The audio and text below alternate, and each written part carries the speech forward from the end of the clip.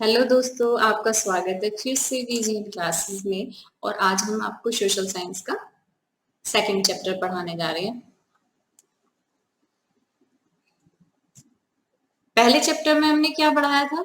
कौन बताएगा? कोई बताएगा हमने क्या पढ़ा था? चलिए कोई बात नहीं, मैं ही बता देती हूँ। जो पिछला चैप्टर है उसमें हमने बताया था सौर मंडल। सौर मंडल में हमने बताया था कि हमारे कितने ग्रह होते हैं। ग्रहों में हमारी एक क्या होती है? पृथ्वी। ये जो हमारी पृथ्वी यहाँ दिखाई दे रही है, ठीक है। सौर मंडल का ये भी एक ग्रह है। तीसरा, सूरज से दूरी के स्थान पर तीसरा ग्रह है ये, ठीक है। और सौर मंडल में पांचवा सबसे बड़ा ग्रह है, ठीक है। और मैंने ये एक बात और बताई थी लास्ट वीडियो में अपनी, कि पृथ्वी हमारी क्या होती है? चपटी होती है। पृथ्वी गोल नहीं होती। कैसी होती है हमारी पृथ्वी? चपटी होती है। ये जो इसके ध्रुव हैं, ये आपका नॉर्थ ध्रुव है, देखिए यहाँ पर। और ये आपका क्या है? दक्षिणी ध्रुव। यहाँ ध्रुवों पे से थोड़ी सी क्या होती है? चपटी होती है, ठीक है।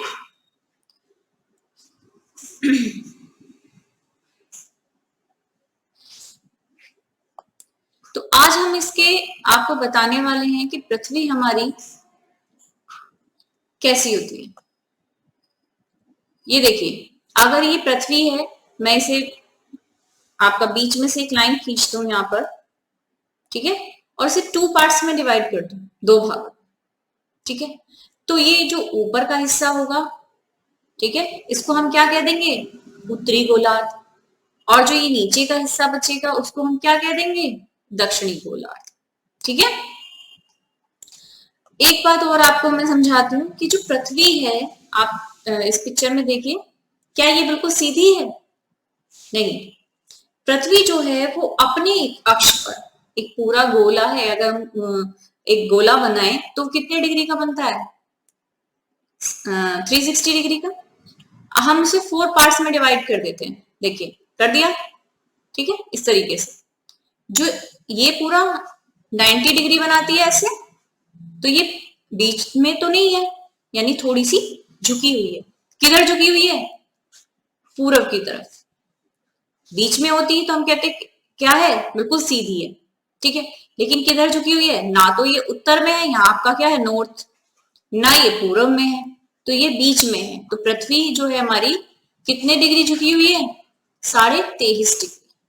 तो हमारी जो पृथ्वी है 23.5 डिग्री उत्तर पूर्व में झुकी हुई है, ठीक है।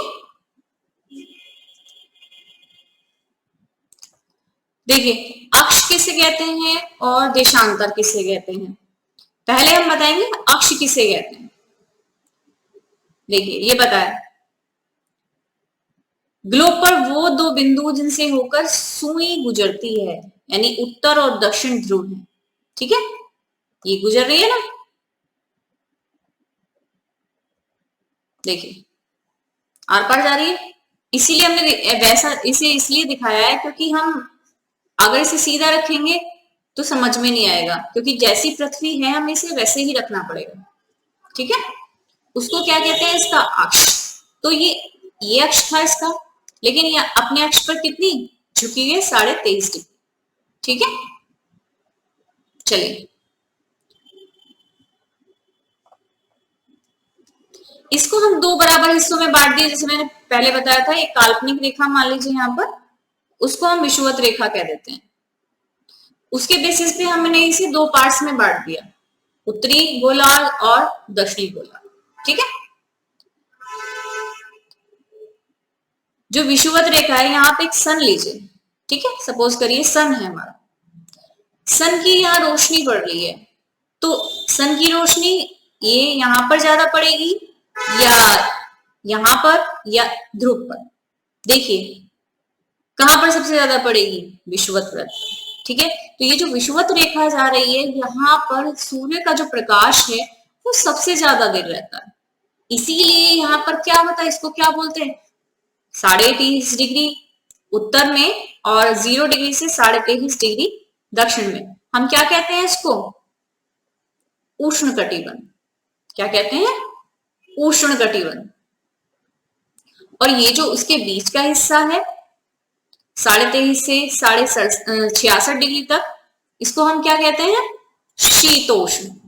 ना कि उष्ण है और ना ही बहुत ज्यादा शीत है, शीत मतलब ठंड है, तो इसको क्या कहेंगे? शीतोष्ण। और आपका ये जो ध्रुव बिंदु से लेकर आपका जो ये 66.5 डिग्री से बचा, ये आपका क्या है? यहाँ पर बहुत ज्यादा ठंड होती है। क्यों रहती है ठंड? क्योंकि सूर्य का प्रकाश जो है वो यहाँ तक बहुत ही कम पहुंचता है या कभी कभी नहीं भी पहुंचता है। ठीक है, तो ये जो ध्रुव है वो इसीलिए क्या होते हैं? बहुत ज्यादा ठंडे होते हैं, इसलिए इनको क्या कहा जाता है? शीत कटिबंध। ठीक है, उत्तर में है तो उत्तरी शीत कटिबंध, और अगर दक्षिण में है ये तो इसको क्या कहेंगे? दक्षिणी शीत कटिबंध। ठीक है, क्लियर है ना सभी को? जो हमारी अक्ष है, अक्ष ये हो गया।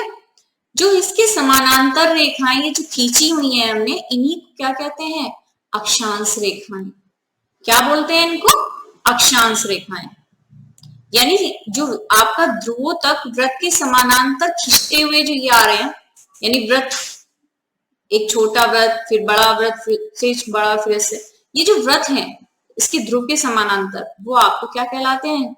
समानांतर रेखाएं बोल दीजिए, अक्षांश रेखाएं कह दीजिए आप इनको कुछ भी कह सकते हैं।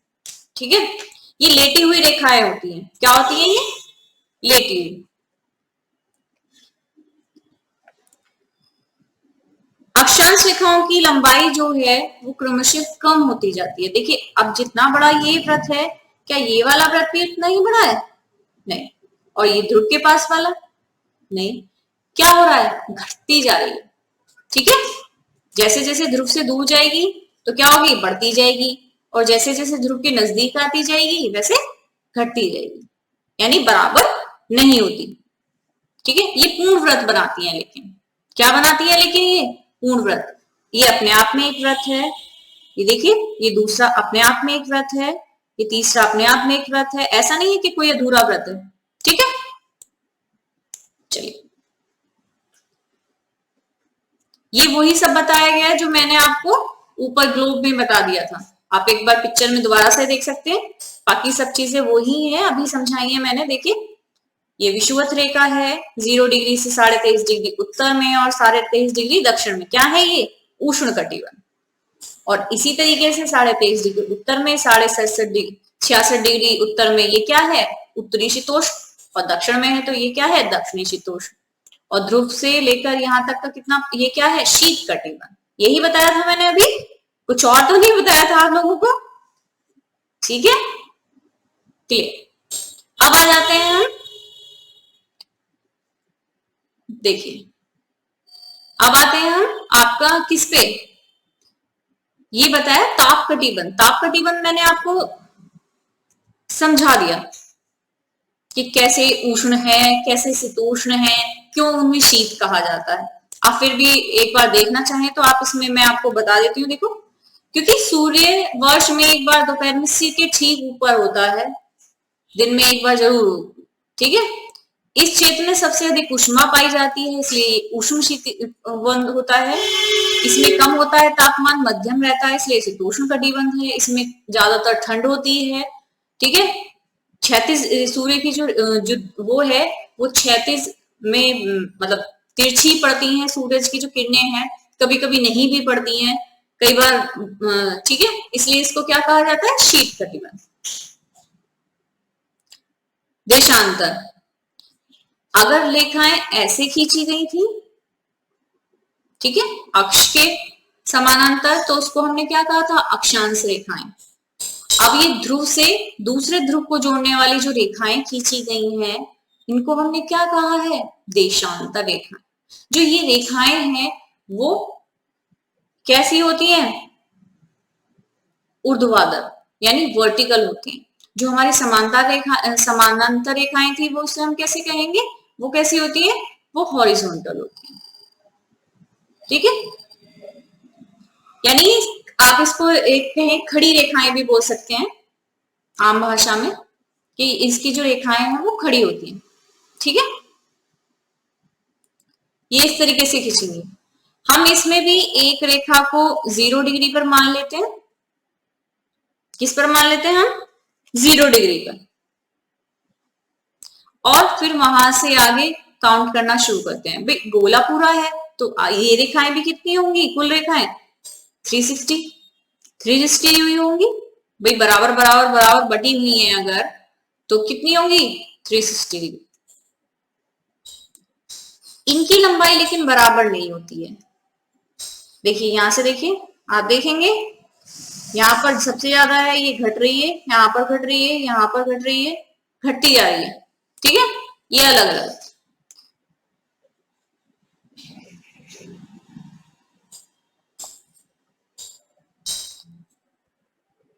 अब ये देखिए, ये मानक रेखा मान लिया अब हमने बीच। ठीक है, और हमने दोनों ही रेखाएं खींच दी हैं इसमें।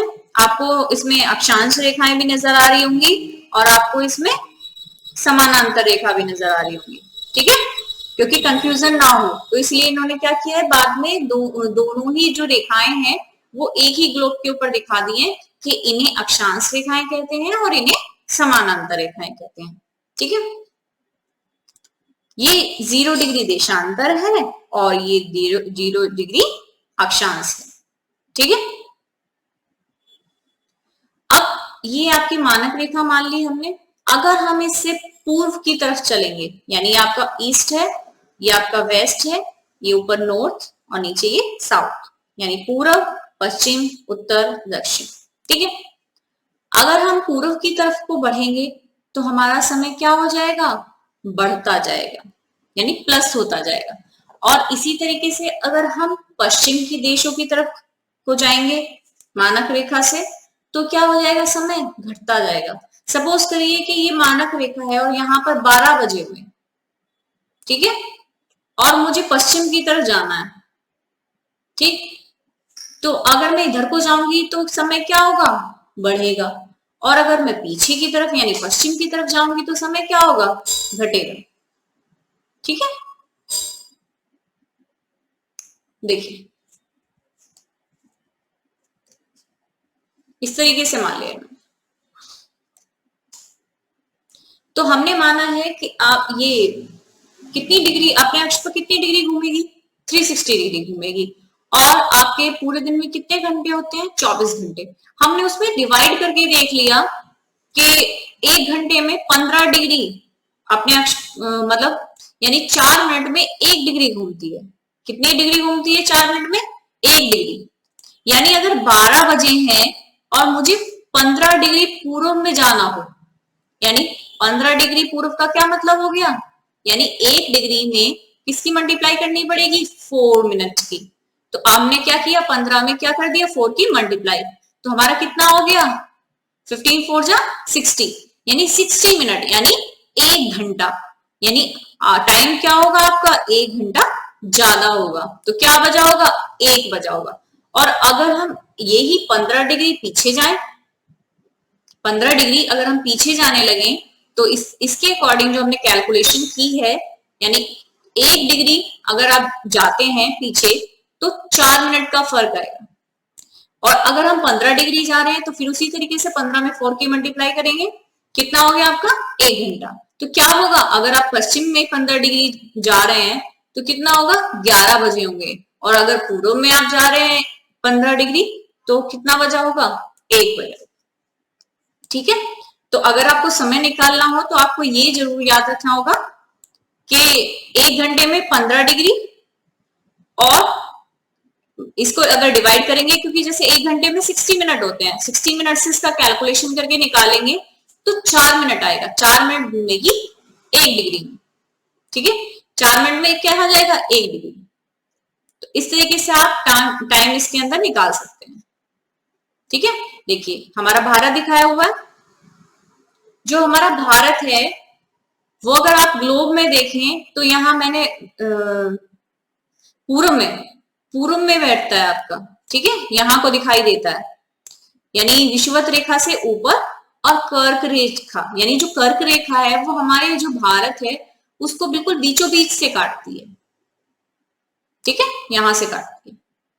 तो इसीलिए हमारा जो भारत है वो हम कहते हैं वो उत्तरी गोलार्ध में स्थित है, ठीक है, पश्चिम में नहीं है, उत्तरी में है। तो यहां से एक रेखा जा रही है, सपोज मानिए ये विषुवत रेखा है और भारत हमारा उससे ऊपर ऊपर स्थित है, तो उत्तरी गोलार्ध में हमारा भारत स्थित है और वो भी पूर्व में, ठीक है। जो हमारा भारत है वो 8 डिग्री 4 मिनट से लेकर और आपका ये कितना होता है 37 डिग्री 6 मिनट पूर्व में, सॉरी नॉर्थ में फैला हुआ है। और इसी तरीके से आपका 68 डिग्री 7 मिनट, हाँ 7 मिनट पूर्व से लेकर आपका 97 डिग्री 25 मिनट तक पूर्व में फैला हुआ है, ठीक है। इसी तरीके से हम यहां पर कैलकुलेशन करेंगे। ये आपका जो रेखा है मानक रेखा, वो देखिए यहां से जाती है, बिल्कुल यहां से भारत में दिख रही है ये लाइन,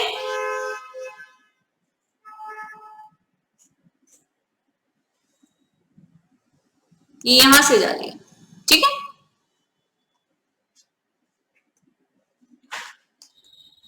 जो हमारा इंग्लैंड है तो जितने डिग्री खिसकता जाएगा साइड में, हमने बताया कि 15 डिग्री खिसकेगा तो 1 घंटे का फर्क आएगा, ठीक है।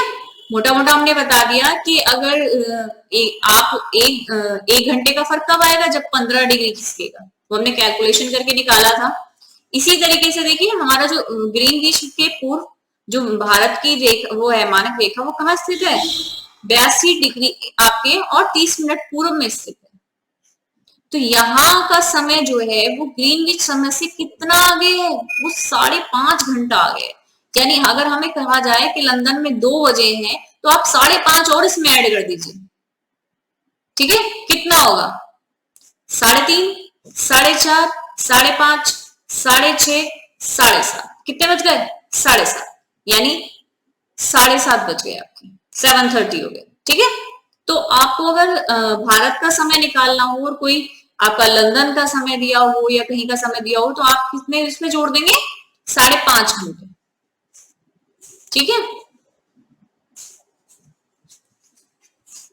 देखिए ये एक्सरसाइज दी हुई है आपकी, पृथ्वी का सही आकार क्या है, पता है आपको सही आकार क्या है, गोल नहीं है चपटी है, ग्लोब क्या है, कर्क रेखा का अक्षांश मान क्या है, ये सब आपको इस चैप्टर से क्लियर हो गया होगा। अक्षांश रेखाएं क्या है, देखिए जब भारत में शाम के 5:30 बजे हैं तो लंदन में दोपहर के 12 क्यों बजते हैं, क्या जवाब है इसका, क्योंकि भारत जो है वो 5.5 घंटे आगे है। भारत में जो समय है वो ग्रीनविच समय से कितना आगे है, वो 5.5 घंटे आगे है।